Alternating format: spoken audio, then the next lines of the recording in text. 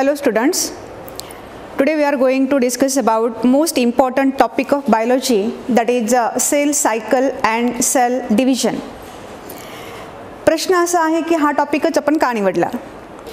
अतिशय महत्त्वाचा टॉपिक जो इतर अनेक NCERTच्या टॉपिकशी लिंक करतो आणि म्हणून अगदी सुरुवातीलाच आपण या टॉपिकबद्दल डिस्कस करणार आहोत ज्याचं नाव आहे सेल सायकल आणि cell division. So now to which different topics of NCERT this cell cycle and cell division is linked. So number 1, plant kingdom is the topic to which there is link of this cell cycle. Second topic is biological classification. Third one is plant growth. Next one is reproduction in organism, reproduction in flowering plants and human reproduction. आपण हे topic जे पाहतोय हे 11वी आणि 12वीच्या NCERTच्या पुस्तकात दिलेली आहेत आणि या सगळ्या टॉपिकशी आपल्याला सेल सायकल आणि सेल डिव्हिजनचा संदर्भ येणार आहे जो अतिशय महत्त्वाचा टॉपिक आहे. आता नेमकं सेल सायकल म्हणजे काय हे पाहत असताना आपल्याला लक्षात घ्यावं लागेल की या टॉपिकचे बेसिक फॅक्ट काय आहेत, नेमकं आपण काय पाहणार आहोत. So all of you know that growth and reproduction are two basic characteristics of all living organisms, and in fact I have to say that this is the characteristic of individual cell also. We know that cell is the basic and fundamental unit of life. As we grow, as we reproduce, every cell of our body that grows and reproduce. Cell, maybe it is of unicellular organism in which single cell represents complete whole organism, or maybe in case of multicellular organism we can say that cell is the basic unit which represents all the metabolic activities of life. जसं आपण म्हणतोय की एकपेशीय किंवा बहुपेशीय सजीव त्या सगळ्यांमध्ये sale हा मूलभूत एकक आहे आणि आपली जी काही जीवन प्रक्रिया आहे त्या सगळ्या जीवन प्रक्रिया सेल सुद्धा रिप्रेझेंट करते, ज्यात दोन अतिशय महत्त्वाच्या, एकाला मी म्हणेन ग्रोथ आणि दुसऱ्याला म्हणेन रिप्रोडक्शन. आता ग्रोथ म्हणजे काय? Growth is increase in number of cell. If we are discussing about multicellular organisms we can say that growth is increase in number of cells, growth is increase in mass, growth is increase in the length, etc. But if unicellular organisms are there, what is growth? Increase in cell size, it is considered as growth. So if suppose unicellular organism is again considered, and if we are discussing about reproduction of that unicellular organism, then what is a reproduction? So we know about cell division. One cell, parental cell, divides to form two new daughter cells, and these two new daughter cells again grows and again divides to form new daughter cells. Means this is a sequential process that takes place in life of a cell. Growth होत जाणार आहे, त्यासोबत multiplication होत जाणार आहे, number of cells वाढत जाणार आहेत, पण हे सगळं होत असताना प्री एक्झिस्टिंग सेल जी आधीपासून अस्तित्वात आहेत त्या सेलपासून या नवीन दोन सेल तयार होत जाणार आहेत. आणि म्हणून रुडॉल्फ व्हिर्चोने जी सेल थिअरी दिली होती त्यानुसार आपल्याला सांगता येईल की प्रत्येक नवीन तयार होणारी सेल ही कोणापासून तयार होते? That always arises from pre existing cell. त्यामुळं या टॉपिकमध्ये दोन महत्त्वाच्या गोष्टी आपल्याला आधी लक्षात घ्यायला हव्यात. एक असेल ग्रोथ रिप्रोडक्शन आणि दुसरी असेल that is pre existing cell is always required for formation of new daughter cells. Okay, so maybe in case of unicellular or in case of multicellular organism, the basic thing is that all are made up of from cell. The cells grows and reproduce as like living organism, and so first and most important thing that we have to remember is as growth and reproduction is the fundamental characteristic of all living organism, it is also of the cell. Yes, then if about cell cycle we have to consider what is cell cycle. In school days, suppose in 9th and 10th standard you already studied about types of cell division like mitosis and meiosis, but I think it was a very short matter that you had studied. पण आत्ता 11वी-12वीचा विचार करताना जेव्हा आपण शिकणार आहोत की नेमकं सेल सायकल आणि सेल डिव्हिजन एकत्रितपणे आपण का पाहतोय, अशा कोणत्या गोष्टी होतात ज्या सेल डिव्हिजनसाठी आवश्यक आहेत, तर त्या सेलमध्ये विशिष्ट काही बदल होणं आवश्यक आहे. मग कोणते बदल होणं आवश्यक आहे, तर नंबर 1, सेल डिव्हाइड होणार आहे, एका सेलपासून 2 नवीन सेल तयार होणार आहेत, म्हणजे सेल कंटेंट वाढणं आवश्यक आहे. मग सेलमध्ये असतं काय काय, सेलमध्ये न्यूक्लियस असतो, सायटोप्लाझम असतात, डिफरंट टाइप्स ऑफ सेल ऑर्गॅनेल्स असतात, आणि हे दुप्पट होणं आवश्यक आहे, ज्यामुळं आपण त्यांना इक्वली त्या नवीन तयार होणाऱ्या डॉटर सेल्समध्ये डिस्ट्रीब्यूट करू शकू. येस, म्हणजे सेलमध्ये काही बदल होणं आवश्यक आहे. मग असे कोणते बदल होतात, number one is the constituents. सेलमध्ये जे काही आहे, constituents, those which are present in the cell, they increases, their content increases. Okay, number 2, second thing, DNA. What is DNA? We know all DNA is the genetic material. DNA is the master molecule of cell that controls all the activities of cell. आणि आपल्याला माहिती आहे या DNA कडेच फक्त आणि फक्त DNA कडेच रिप्लिकेशनची कॅपॅसिटी आहे. फक्त DNA मॉलिक्यूल रिप्लिकेट होऊ शकतो. आणि मग आपण जर एका सेलपासून 2 नवीन सेल तयार करणार असू, तर आपल्याला म्हणावं लागेल की या सेलमध्ये जे काही कंटेंट आहे ते पुढे तयार होणाऱ्या डॉटर सेल्सकडे सुद्धा जायला लागेल. येस, म्हणजेच काय, तर DNA सुद्धा आपण समजा एक DNA इथे घेऊयात, आणि हा DNA या सेलमध्ये पण जाणार आहे आणि या सेलमध्ये पण जाणार आहे. म्हणजे काय, तर या एका DNAचे 2 DNA होणं आवश्यक आहे. आणि जर 2 DNA तयार व्हायचे असतील तर DNAला रिप्लिकेट करावं लागेल, DNAचं डुप्लिकेशन करावं लागेल. Yes, and second thing is there should be replication of DNA. There should be replication of DNA. Yes, constituents increase झालेत, DNAचं रिप्लिकेशन झालंय, आणि मग आता हे डुप्लिकेट झालेलं DNA, वाढलेले कन्स्टिट्युएंट्स, मग त्यात सायटोप्लाझमिक कंटेंट असेल, सेल ऑर्गॅनेल्स असतील, या सगळ्यांना आता आपल्याला काय करायला हवं, इव्हेंच्युअली डिव्हाइड करायला हवं. कशामध्ये, in 2 daughter cells. Yes, so all these events should occur sequentially, and all these are collectively called as cell cycle. All these are collectively called as cell cycle. So how can we define cell cycle? So we can say that it is the sequential events. What is cell cycle? Cell cycle, it is sequential events. Sequential events which occurs in the life of cell, during which there is increase in cell constituents, there is replication of DNA, and in which there is division of all these into 2 daughter cells. So can we say that as there is formation of 2 new daughter cells, it is also considered as reproduction of cell? 2 नवीन cell एका pre existing cell कडनं तयार होत आहेत, म्हणजे आपण याला sale reproduction सुद्धा म्हणू शकतोय. येस, म्हणजे सेल डिव्हाइड होण्या अगोदर आपल्याला या सगळ्या गोष्टी त्या सेलमध्ये होणं आवश्यक आहे, आणि मगच ती सेल स्वतःला प्रिपेअर करणार आहे डिव्हाइड होण्यासाठी. येस, म्हणजेच आपण दरवेळेस पाहतोय की आपण वर्षभर अभ्यास केल्यानंतर जेव्हा परीक्षेला सामोरं जातो 3 तासात आपली परीक्षा होते, पण प्रिपरेशनचा जो कालावधी आहे, प्रिपरेटरी फेज जी आहे, दॅट इज मोस्ट इम्पॉर्टंट. जे काही आपण या वर्षभरामध्ये करणार आहोत ते आपल्याला 3 तासामध्ये रिप्रेझेंट करायचे. अगदी तसंच आपण सेल सायकलबद्दल बोलताना सुद्धा म्हणूयात की हे सगळे सिक्वेन्शियल इव्हेंट एकानंतर एक होत जाणार आहे. सिक्वेन्स ठरलेला आहे, या गोष्टी क्रमाक्रमाने घडत जातात, आणि मग शेवटी आपली सेल डिव्हाइड होते. And all these events which are sequentially taking place is called as cell cycle. Okay, now we have to discuss about the phases of cell cycle. बोललो आपण की सेल सायकल नेमकी काय आहे, पण आता या सेल सायकल मध्ये आपण काही फेजेस पाहणार आहोत. मग या फेजेस कोणत्या, आपण डिव्हाइड करूयात त्यांना इंटरफेज आणि एम फेज मध्ये.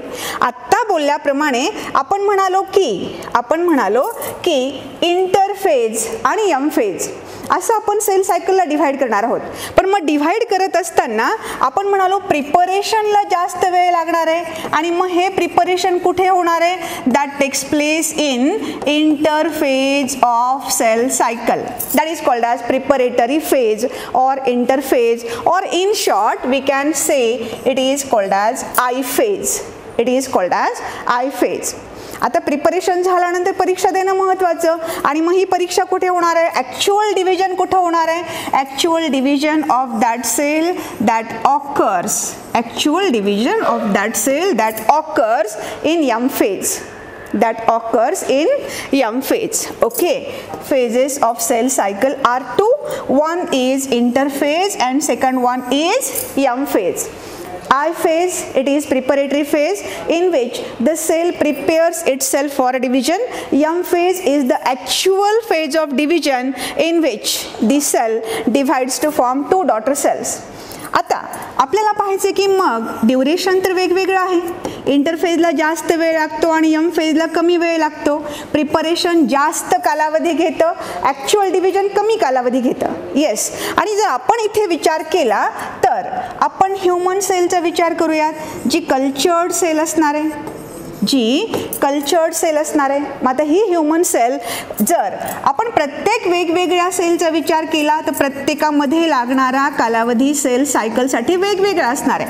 पण आर्टिफिशियल कल्चर मीडियमवर जर आपण या सेल्स ठेवल्या आणि त्यावर जर आपण ऑब्झर्व केलं की how much time period is required for completion of cell cycle, then we can say that for completion of a cultured human cell to complete a cell cycle the total duration required is 24 hours. It is 24 hours. मग आता 24 तास आपल्याला एक sale cycle complete करायला लागतात cultured human सेलला. मग त्यापैकी किती कालावधी इंटरफेससाठी आणि किती कालावधी एम फेजसाठी? फक्त जवळपास एखादा तास आपल्याला लागणार आहे एम फेजसाठी आणि जवळपास 90 ते 95% वेळ लागणार आहे फॉर कम्प्लिशन ऑफ इंटरफेज. म्हणजे 24 तासांचा जर आपण विचार केला तर nearly about 1 hour duration of time is required for M phase and near about 95% of duration is required for completion of interphase. Here we can say that near about 23 hours are required for completion of interphase. Okay, आता interphase आणि M फेजचा आपण विचार करतोय, पण आता interphase आणि M phase आपण डिव्हाइड तर केले, पण कशासाठी? मग ही सेल डिव्हिजन अशी थांबत होणारी प्रक्रिया आहे का? तर नाही. कंटिन्युअस प्रोसेस आहे. आपण या सेल सायकलला किंवा सेल डिव्हिजनना फेजेसमध्ये का डिव्हाइड करतोय? It is for our sake of convenience. आपल्याला शिकण्यासाठी सोपं जावं, आपल्या पटकन लक्षात यावा, आणि म्हणून आपण काय केलं? इंटरफेजला किंवा एम फेजला ज्या सेल सायकलच्या फेजेस आहेत याला आपण डिव्हाइड केलं आणखी सब फेजेसमध्ये, ज्या आपण इथे डिस्कस करूया डायग्रामॅटिक फॉर्ममध्ये. समजा आपण या सर्कलला कन्सिडर केलं सेल सायकल. सेल सायकलमध्ये एकूण 2 फेजेस आहेत.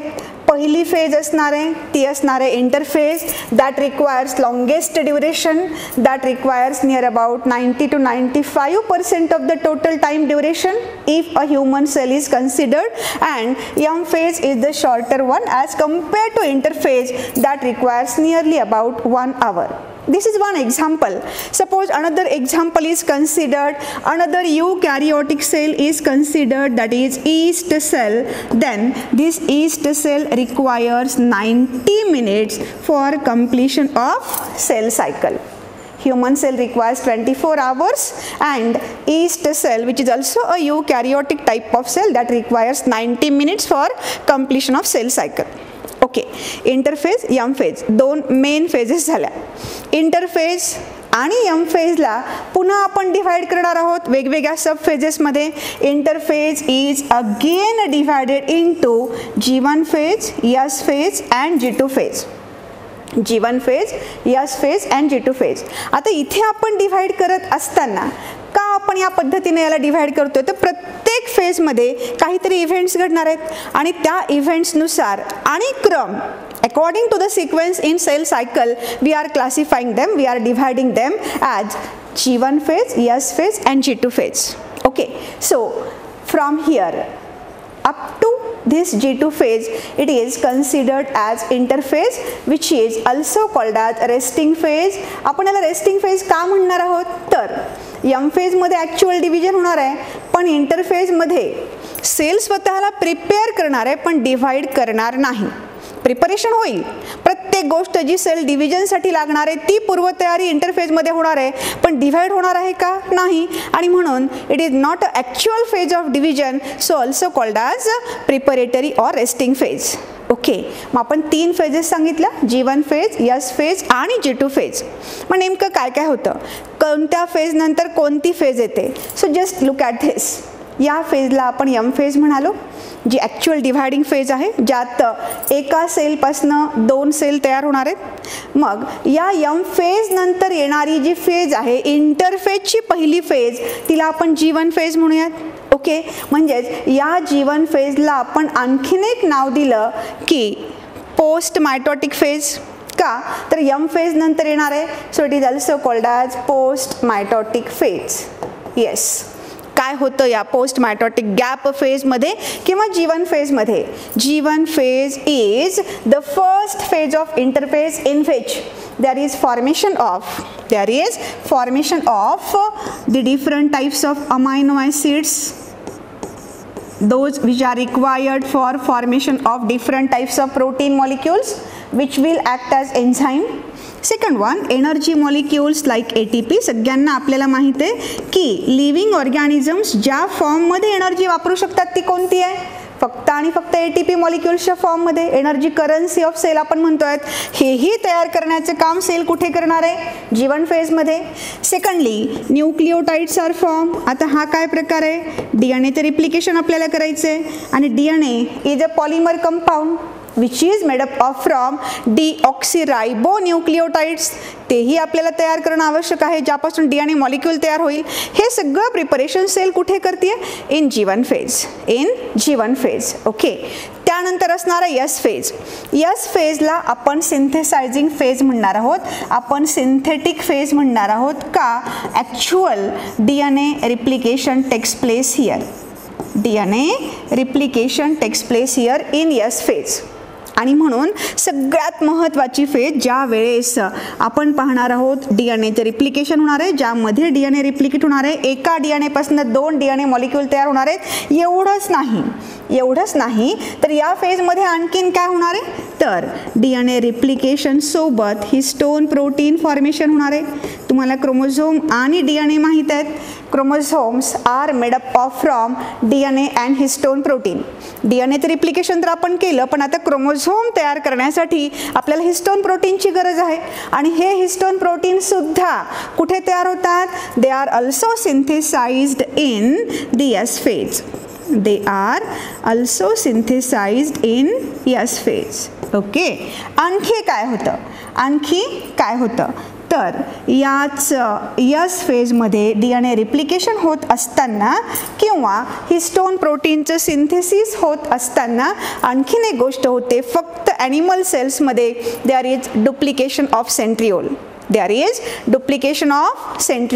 आता सेंट्रिओल काय असतात, we know that centrosomes are present in animal cell which helps in formation of spindle fibres. And so here remember, duplication of centriole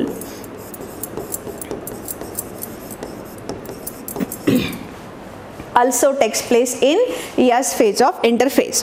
आता पुढे आपण S फेज नंतर पुढे गेलो, G2 फेज. मग G2 फेज S फेज नंतर येणार आहे किंवा M फेजच्या आधी येणार आहे. आपण याला आणखीन एक नाव देऊ शकतो, G2 phase is also called as post synthetic phase किंवा M फेजच्या आधी येणार आहे. So it is called as pre mitotic phase. Pre mitotic gap phase. आता इथे DNA रिप्लिकेशन स्टॉप होणार आहे, पण बाकीच्या ज्या काही गोष्टी आहेत या DNA रिप्लिकेशन शिवाय त्या इथे आणखी चालूच आहेत. There is formation of again different types of proteins which acts as enzymes. Yes, again different types of proteins are also synthesized here, and that type of protein is the main one which is called as spindle protein or tubulin protein. हे एक protein तिथे तयार होणार आहे. आणि काही प्रकारचे जे सेल ऑर्गॅनेल्स आहेत, गोल्जी ॲपरेटस असेल, गोल्जी कॉम्प्लेक्स तुम्ही ज्याला म्हणतात, किंवा एंडोप्लाझमिक रेटिक्युलम असेल, या सगळ्यांचं सुद्धा डुप्लिकेशन या G2 फेजमध्ये होतं. म्हणजेच या सगळ्या तीनही फेजेसमध्ये सेल स्वतःला तयार करते, प्रिपेअर करते. कशासाठी? For division. कशासाठी? For division. म्हणजे आता आपण असं म्हणूयात का की इंटरफेज ही M फेज नंतर सुरू होते, जिच्यामध्ये G1, S आणि G2 फेजेस आहेत. M फेज नंतर पहिल्यांदा येणारी G1 फेज, म्हणून आपण तिला पोस्ट मायटोटिक गॅप फेज म्हणालो. S फेज ज्यामध्ये DNA सिंथेसिस होणार आहे. S नंतर G2 फेज जी मायटोटिक फेजच्या आधी येणार आहे, so it is called as pre mitotic gap phase. Yes, आणि आता पुन्हा M फेज. म्हणजे आपण असं म्हणालो तर की या M फेज नंतर आणि M फेजच्या आधी आपल्याला इंटरफेज कंप्लीट होणार दिसते. म्हणजेच आपण या इंटरफेजला असं म्हणूयात का, interphase is the duration of cell cycle. Interphase is the duration of cell cycle which is present between two M phases. Yes, after completion of M phase there is formation of two daughter cells. These daughter cell again enters in interphase, comes here in M phase, again sub phases are there, and again after completion of M phase there is division, formation of two daughter cells, again they will enter here in interphase. आणि असं करत करत आपण प्रत्येक M phase नंतर दोन तयार झालेल्या डॉटर सेल्सला इंटरफेज मध्ये पाठवतोय. पुन्हा त्या दोन सेल्स स्वतःला प्रिपेअर करतील आणि पुन्हा डिवाइड होतील, पुन्हा प्रिपेअर करतील, पुन्हा डिवाइड होतील. Means such type of sequence takes place here, and that is called as a cell cycle, during which cell prepares itself and divides to form two new daughter cells. Yes, so after preparation here we have to say that M phase is there, which is a actual phase of cell division, which is a actual phase of cell division. Okay, so interphase is having G1 phase, S phase and G2 phase. G1 ची आपण नावं आणखी दिलेली. It is also called as post mitotic gap phase,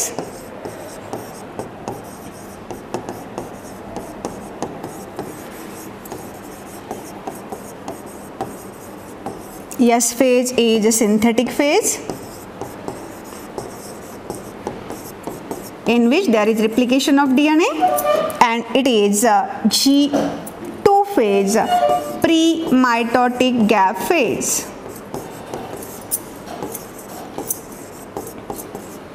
आणि यानंतर sale जाणार आहे M phase कडे, that is a phase of cell division, ज्याबद्दल आपण नेक्स्ट लेक्चरमध्ये डिस्कस करूया.